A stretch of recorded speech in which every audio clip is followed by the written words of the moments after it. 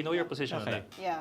What's my position? What is your On the right of position on reply. right of reply? I think that the courts and the system in place is not to fight the battle in the media, but to fight it in the whatever the process might be. Okay. I mean, you're supposed to report it, di ba? So if the court says not guilty, then the same prominence of not guilty should be put at the same as the report of charged. Okay. Di ba? I mean, So you're talking about similar space, similar airtime, similar amount of airtime? I think I'm Would it be talking about fairness. tantamount to- You know, I mean, I recall a U.S. Supreme Court justice when discussing pornography said, you may not know it, you may not be able to define it, but we'll certainly know but it it's there. when we see it, Yeah. right? Yes, sir. So I think what's important is fairness. Yes, sir. But fairness is not necessarily measured in terms of volume or in terms of. I mean, reporters like to say that. Ed, but that's my point, no? That is, you're asking why it hasn't passed. There are issues such as that have not been resolved at the plenary level.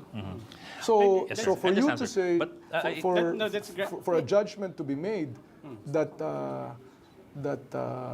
it is a failed promise, because there are real issues like that that's being discussed, I think is fair. Yes, sir. Yeah, I think that's what fair, Rob is- sir. I mean, we have asked.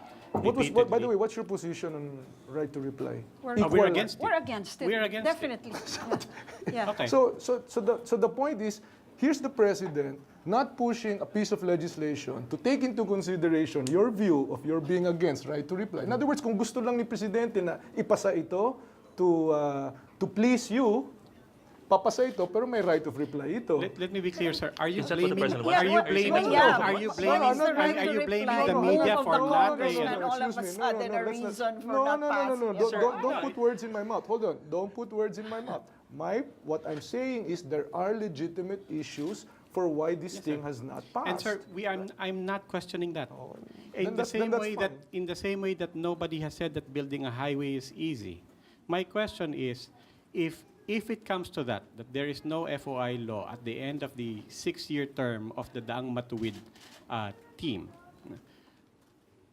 at least for the advocates of FOI, why should you be given the benefit of the doubt for another 6 years to pass FOI? You had 6 years. It just goes back to the same question of Ben Tulfo. Is 6 years not enough? No, I think, as I said, that 6 years is not a question of the term of the presidency. The issues have a dynamic all on their own.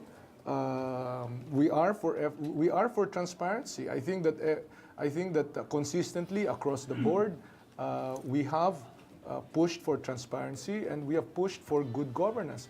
My God, this is a government that 6 out of 6 is going to pass a budget on time so that there's no reenacted budget. And this is a government that has put line item for the budget so that in fact you, the media and the citizenry, can know exactly where these amounts are going to be spent. I think that is also a measure of the efforts at transparency, even if this particular piece of legislation is still being debated in the legislature. Be sure to come back. News 5 everywhere. Copyright 2015.